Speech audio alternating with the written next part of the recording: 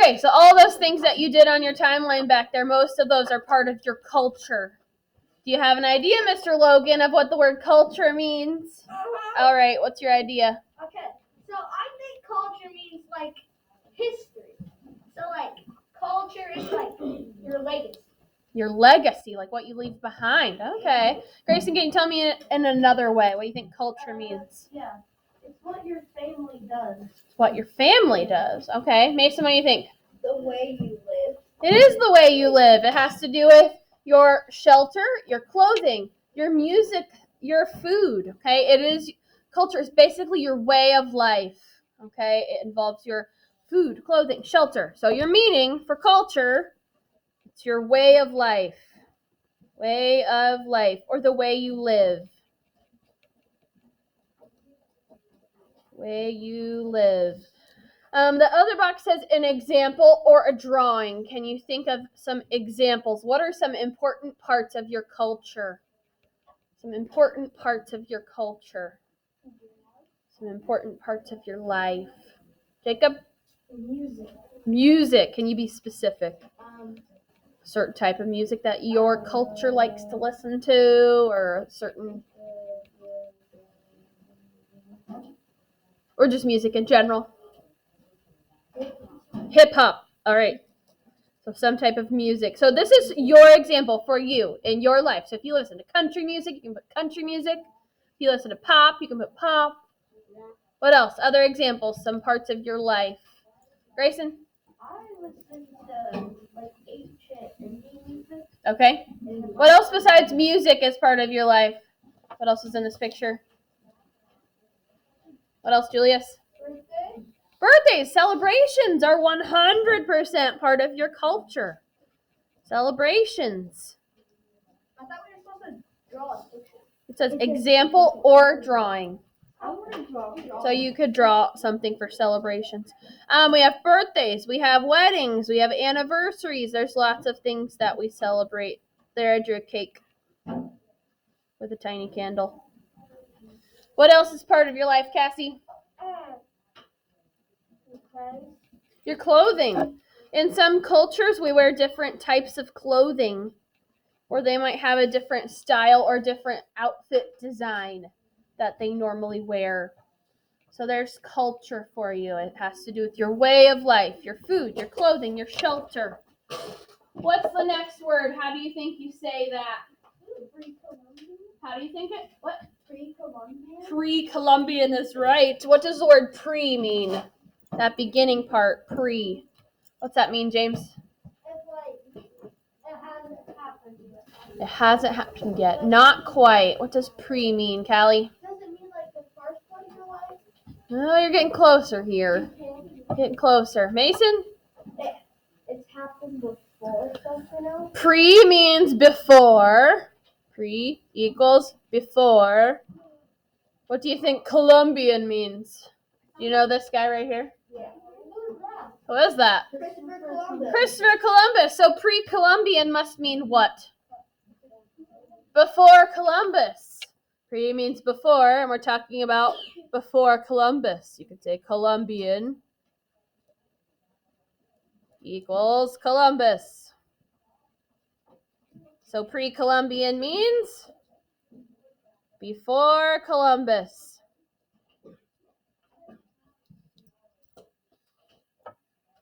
Interesting. So some of these words we're going to talk about next, they're clues to what we will be talking about, our next topic.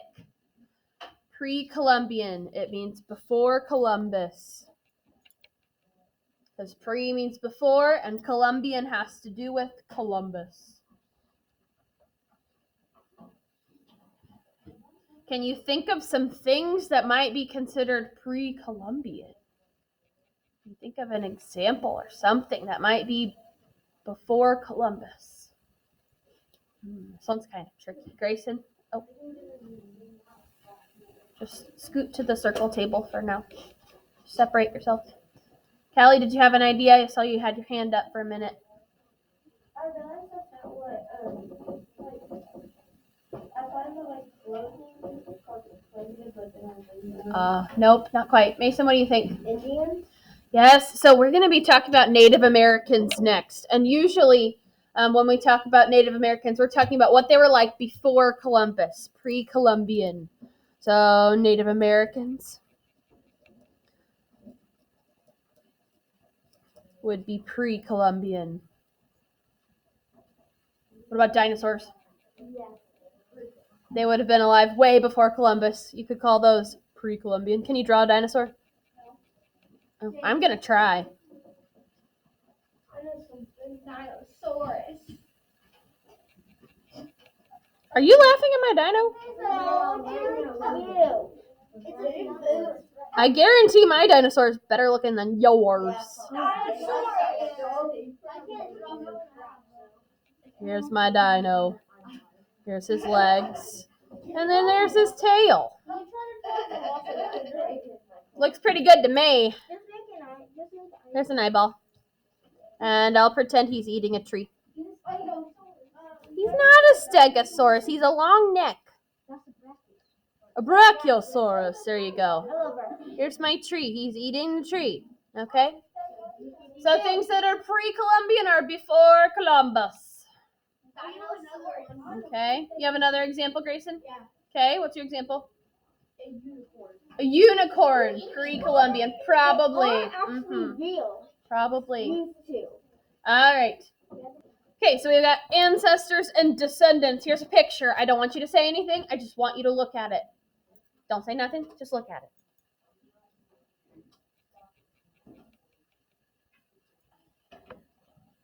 Okay, so here's us in red. This is me. Who would this be? This is me. This would be my parents. And then this would be my grandparents. If this is me, I'm getting ready to have a baby, so here's my babies. It's a lot of children, right? And then this would be their babies. Okay, this is an orange. This is an orange. Those are my ancestors. Who was that again? So your grandparents. So your ancestors are the people who come before you. So this would be like your grandparents, your great-grandparents, your great-great-grandparents, your great-great-great-grandparents, your great-great-great-great-grandparents. Okay? So what are your ancestors again? Tell me one more. People before you. Or relatives that came before you. They have to be related to you, right? People or relatives or family that lived before you.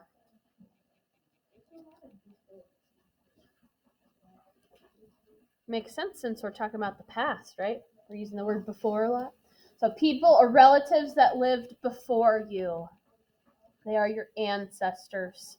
Can you name specifically one of your ancestors? Yes. Like I got my grandma Dottie. That's her name. Or my grandpa Tim. Can you name one of yours, Gabby? Yes. My mom. Your mom. Usually when we're talking about ancestors, it's further back than just your mom. Because, like, I'm not going to go up to my mom and say, hi, ancestor. That's kind of weird. But I might call my grandparents and my great-grandparents and my great-great-great-grandparents ancestors. James, you got an example? My Aunt Sissy. Your Aunt Sissy? How far back would your Aunt Sissy be? I don't know if she died in the war. Okay, so she must be, maybe she's an ancestor. Callie, you got an example? Yeah, this would be my sister from my grandma, and we call her Crazy Granny. Crazy Granny. All right, so you put somebody for you specifically. I know. My grandma Dot, my papa Tim. I have a lot of grandparents. I won't name them all, but there's some of them. I got my great grandma who's like 99, guys. She's old. My grandpa who's 82 years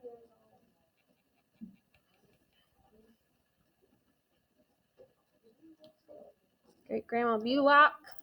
So my grandma's name is Rebecca. Okay. Looking at this picture, your descendants are blue. What are your descendants then? Children, the people who come after you, right? So my baby is going to be my descendant, right? People coming after me. Or your relatives that lived after you. People relatives that are born after you.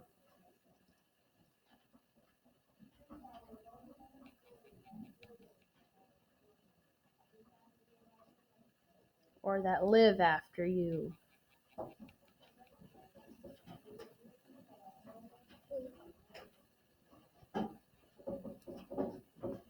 Remember, they're your relatives, your family.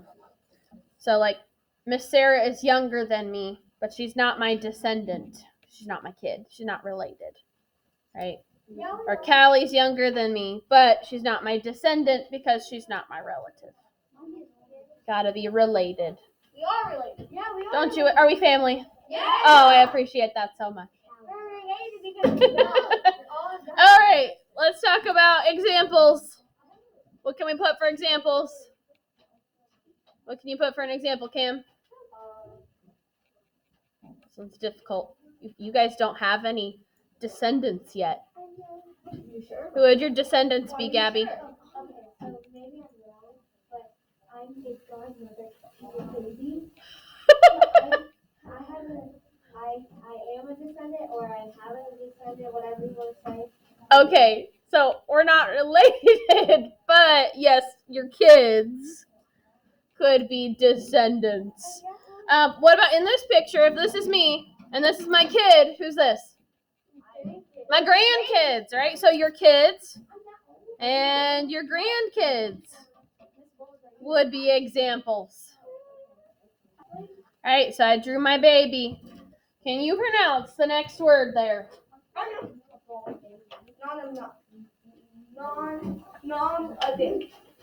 No. Mad. Ick. Nomadic. Everyone say nomadic. I have a picture of a nomad. It's not exactly our word, but here is a nomad. Can you guess what a nomad is? Can you guess what a nomad is? Can you guess it, Steven? What do you think that person's doing? Walking. James? Depressed? Maybe, I don't know. They're definitely walking. What's on this person's back? A backpack. Okay. Grayson? Okay, but what are they doing? Someone said walking or traveling. Yes. What do you think? No, tell me. Traveling. Okay, so a nomad is a person who moves from place to place. They don't have one set house, but they move from one place to another. A lot of times, a nomad might have a tent or a teepee. Do you know what a teepee is? Yeah. Okay. Okay, it's what Native Americans use. So a lot of Native Americans were nomads. If we're describing them, we might say they are nomadic. Okay? And that just turns this into an adjective. If we leave it as just nomad, that's a person. You're talking about a person who is a nomad. If we say they are nomadic, that's describing them. It's an adjective. They are a person who moves a lot. Okay? So, for the word nomadic, what does it mean? The person that travels a lot. Okay. You could call them a traveler, or they move a lot. Person who moves from place to place. What can you draw a picture of? Maybe a teepee, because we will talk about Native Americans. And a lot of them moved. You could also say travelers.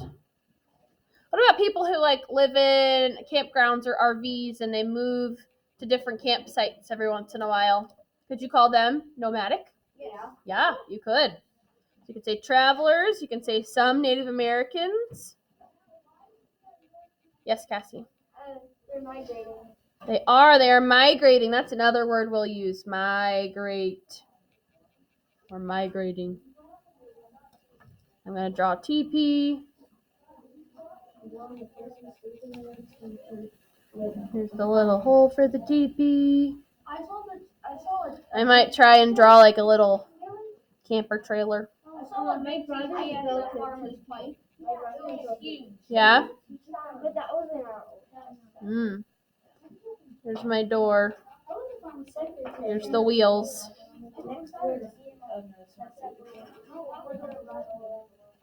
Last word. How do you think you say that word? Sedentary. Close. Sedentary.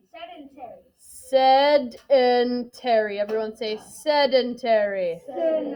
One more time, I didn't hear you. Sedentary. Okay, I got a picture. Indian. I see Native Americans. Are these like houses that you think would be easy to move? No. And I'll give you a hint. Sedentary is the opposite of nomadic. What do you think, Tegan? Stay in one spot. Yes. This is when they are sedentary. This is an adjective, okay? It describes them. Nomadic is also an adjective. It describes them. When someone is sedentary, they are staying in one place or they are living in one place. They're staying or living in one place. They don't normally move. They might set up their own little farms, right? They make it a solid place to live with solid buildings. Here's a little farm. They might go out and go hunting, but they'll always come back to their place, their home, because they're sedentary. What can you draw for sedentary, or what examples could you give? Can you think of a different Native American home, not a teepee, maybe a solid sedentary home? Can you think of one, Cassie? Wigwam. A wigwam. Can you think of another one? Think of another one? A cabin. Maybe a cabin would be a good example. I know what it is. It's long. Yeah? And then there's a hole in the roof. Yeah? Oh, I know. You know what it is, Logan? We done a project on this in second grade. Yeah. That was last year. So there are all sorts of Native American homes. You've got wigwams and longhouses and hogans, and there's all sorts. Okay, so you can draw yourself a Native American home. You could draw a cabin. It's not necessarily a Native American home, but it is a solid house. What about that Right. one like? Oh, that's a traveling, but it's like a car, but it's like a home. Like a car that is a home. No, the RVs were not. Like a camper or a No. van. It was That sounds very- nomadic to me. It is, but it's like traveled by a horse. Like a wagon, like a Conestoga wagon. But it's like it has something in the back. It's not a buggy. It has like on the back, and then it's covered by a roof. Like a canvas on the back. I think you're talking about a wagon, like, yeah, for out A west. 4-wheeled wagon. Yeah, like a Conestoga wagon. That would be nomadic. That would be something that travels or moves a lot. How about your house? Stays in its place, right? So you would be a sedentary person. Unless you live, maybe you move often. Maybe you could call yourself a nomad. Or you're nomadic. What about if I live in 2 houses though? If you live in 2 houses, do your houses move? No. I would still say that you are sedentary. You have solid homes. All right, so we will practice these words some more tomorrow. You need to take this paper and make sure your name's on it. Is your name on it? It's Okay.